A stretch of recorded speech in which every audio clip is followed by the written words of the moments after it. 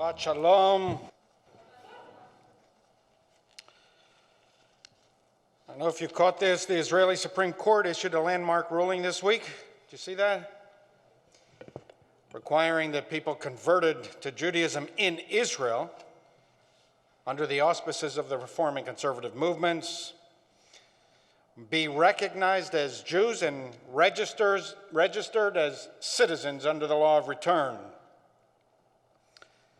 The court, a secular body interpreting secular law, said nothing about Orthodox standards of conversion. Orthodox rabbis are free to apply whatever standards of conversion they want. Their conversions will continue to be recognized by the State of Israel. But the court ruled that it is unlawful to permit only Orthodox converts to be recognized as Jews by the State of Israel. To discriminate against Reform and Conservative Jews by choice is now constitutionally impermissible for the first time. Now, most people not immersed in the eccentricities and idiosyncrasies of Israeli politics would respond, of course. Why is this even controversial? Democracies do not permit discrimination. The court of 9 justices was unanimous on the merits, although one justice voted to allow the state more time to come up with a political compromise. The court clearly preferred that the Knesset, Israel's parliament, act rather than forcing a judicial solution.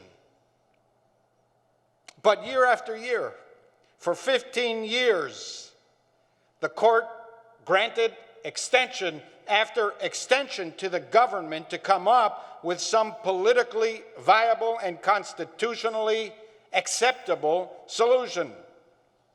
And finally, this week, the court said, enough. The harm imposed on the petitioners who have been waiting since 2004 could not justify another extension.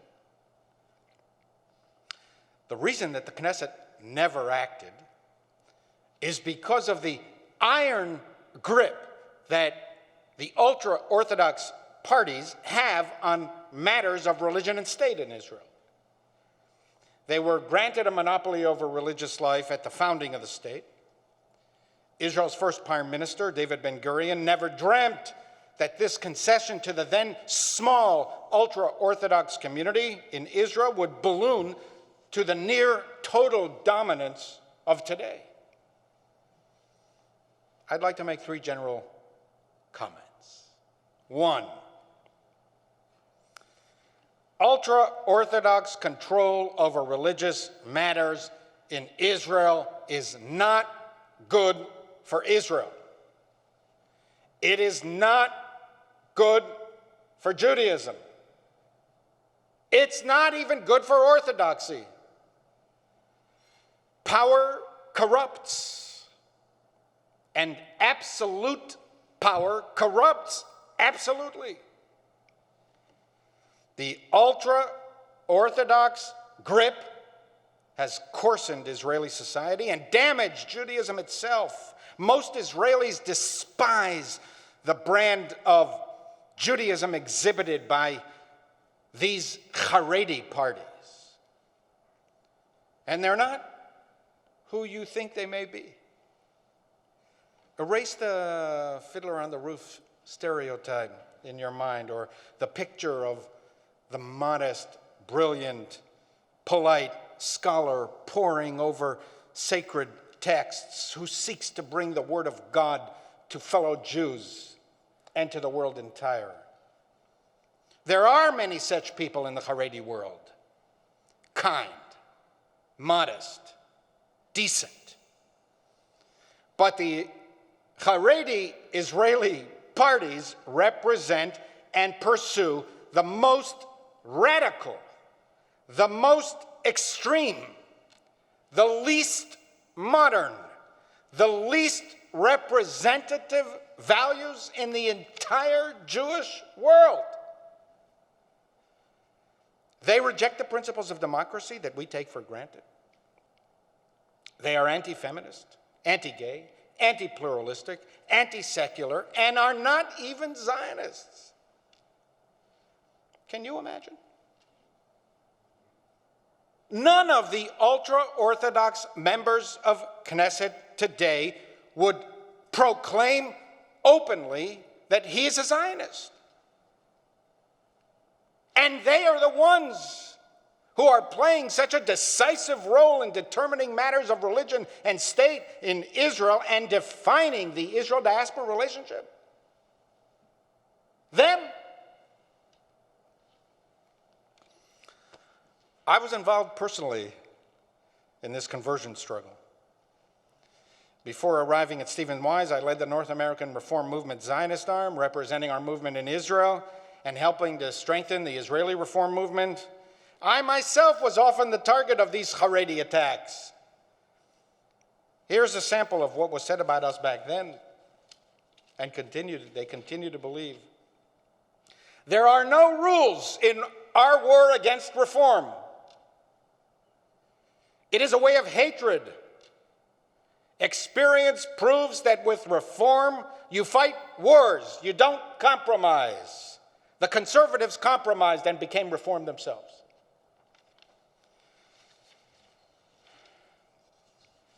When in the 1990s, the Israeli Supreme Court recognized your right to claim Israeli citizenship under the law of return, that any person converted by a reform or conservative rabbi abroad is recognized by the Jewish state under the law of return, the ultra-Orthodox parties reacted furiously. The Supreme Court acknowledged reform conversion. They convert over the phone. There are 150,000 non-Jewish Russian immigrants in Israel. That was then. Today, there are over 1 million. They will do all of this, 150,000 in 1 month. They will create chaos in Israel. Who will stop all of this? To all of the Jews by choice here and who are watching online, you write to me and describe to me the nature of your phone conversion. Like I've never met even one of you before, and I've been a rabbi for 30 years. If you write to me and detail to me how your phone conversion unfolded, I might be able to learn some techniques of phone conversions and save a lot of time. And here's a headline from this week. Haredi, I don't know if you can see this. Haredi party likens reform and conservative converts to dogs with kippot. If somebody non-Jewish said this, how would we react? How would we characterize that statement? Another ultra-Orthodox party, Shas, accused us this week of plotting to convert tens of thousands of migrant workers in Israel. They express real hatred for fellow Jews, contrary to the highest commands of Judaism. Lo tisna et achicha bilvavcha. Do not hate your fellow Jews. The Torah mandates. Kol Yisrael arevin ze bazeh. All Jews are responsible one for the other, the Talmud commands. Where does this hatred come from? This is what unchecked political power does. It corrupts Jewish values. There's supposed to be a Jewish neshama, a Jewish soul that seeks kindness and gentleness. Drachea darchei noam v'chol netivotea shalom. The Torah's ways are ways of pleasantness, and all its paths are peace. The Talmud asks, what is said of someone who studies Torah but does not deal honorably and does not speak pleasantly with people? Woe to that person who studied Torah. Woe to his father who taught him Torah. Woe to his teacher who taught him Torah. The ultra-Orthodox monopoly in Israel distorts Judaism and warps Israel's relationship with world Jewry. Look at the damage they cause. Arrogance oozes out of them. The opposite of the modesty that Judaism so prizes and expects, especially from its rabbis and leaders. They cause needless hatred among Israeli citizens and between Israel and world Jewry. They are not representative of the Jewish world. They are fringe. The most extreme elements of Jewish life.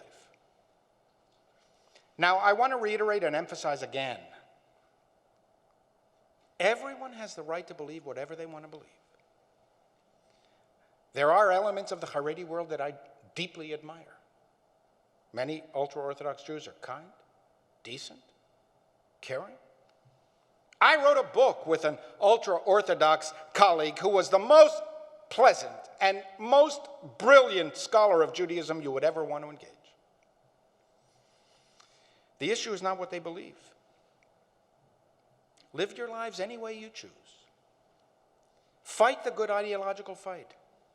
If you think we're dangerous to Judaism, convince people that you are right, and if you are convincing enough, most Jews will follow you, not us. The issue is not their right to believe whatever it is they want to believe. The issue is the political power granted exclusively to this unrepresentative ultra-Orthodoxy to enforce their beliefs and coerce behavior through law. Time after time, on issue after issue, the court determined that these coercions are impermissible. They violate civil rights and human dignity. The decision this week puts another little chink in the armor of the ultra-Orthodox monopoly. And anything that weakens their grip over political life in Israel is a good thing for the rest of us. 2, therefore, the ultra-Orthodox reaction will be furious. They will do everything in their power to compel the Knesset to legislate overturning the Supreme Court decision. I know that this is what they will do. They did it the last time when we won on overseas conversions.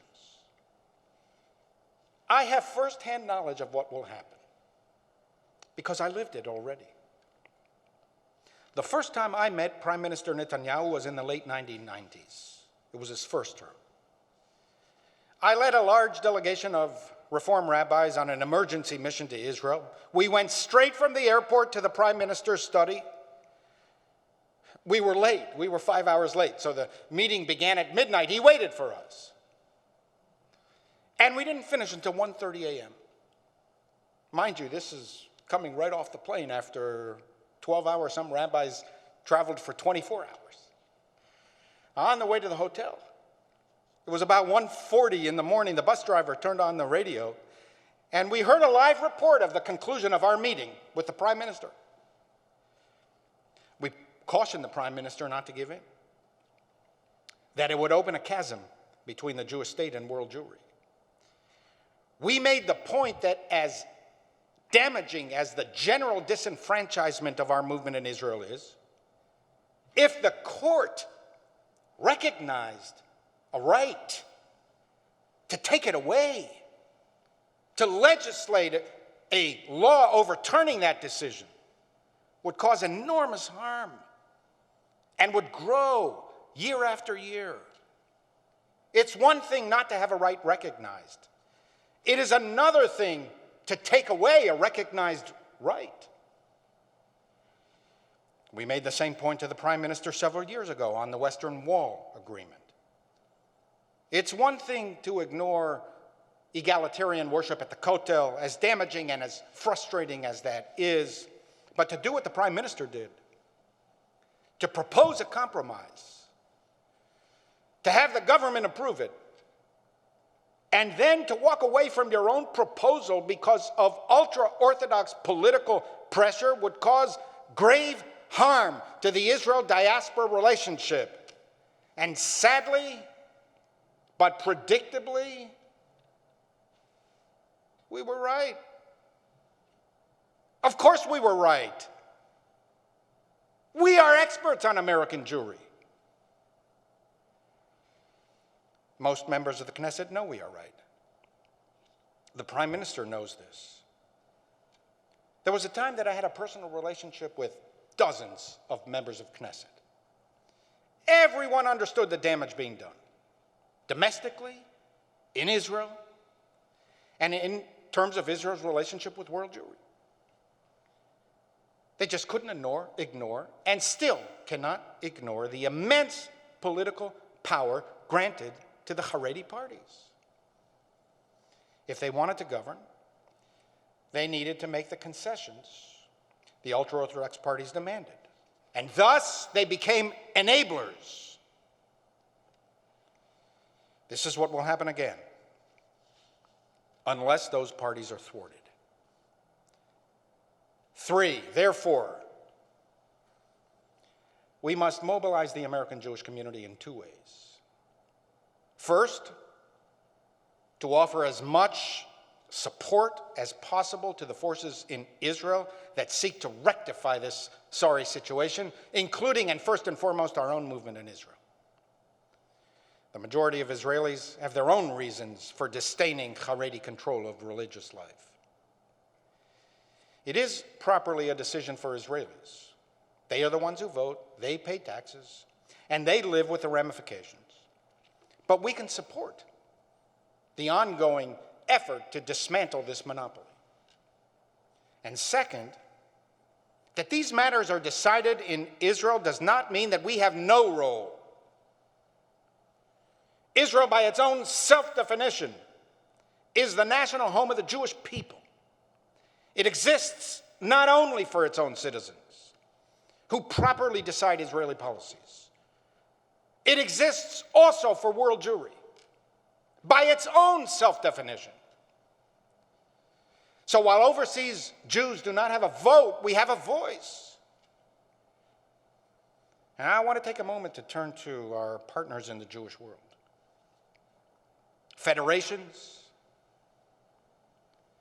the Jewish Agency for Israel, AIPAC, who will be with us in our synagogue very soon, the Anti-Defamation League, with whom we work all the time, the American Jewish Committee, with whom we work all the time, the Conference of Presidents, and all the pro-Israel organizations who work to strengthen Israel's international standing and deepen the Israel-diaspora relationship, including our friends in the modern Orthodox and centrist Orthodox movements who themselves recognize and lament the harm that this Haredi monopoly causes. Turn to all of them. Where are you? We've hardly heard a peep from you. A voice that is usually so loud and so clear on so many issues has gone silent on this issue. Have you lost your voice?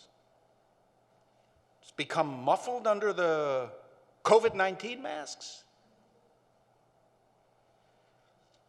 Some of them have issued weak statements. Most have said nothing. This, too, is part of an historical pattern. I saw it firsthand. I lived through it. When it came time to push back suddenly on this issue, they lost their voice. They want to partner with us on everything. All the time I get communications from these organizations. Do this, do that. Let's work together. Not on this issue.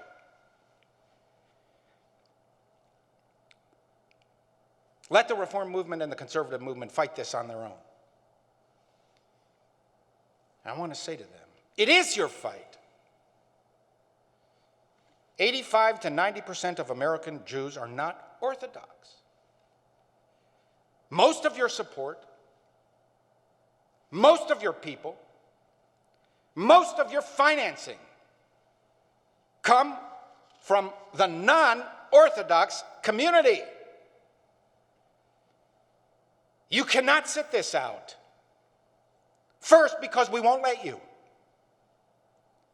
And second, because if American Judaism's bond with Israel is further weakened, it will weaken all of us.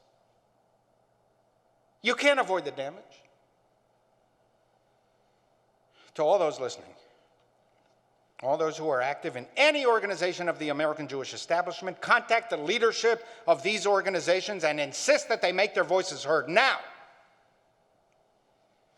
Mobilize with others in the organization to pass resolutions of support for the Israeli reform and conservative movements.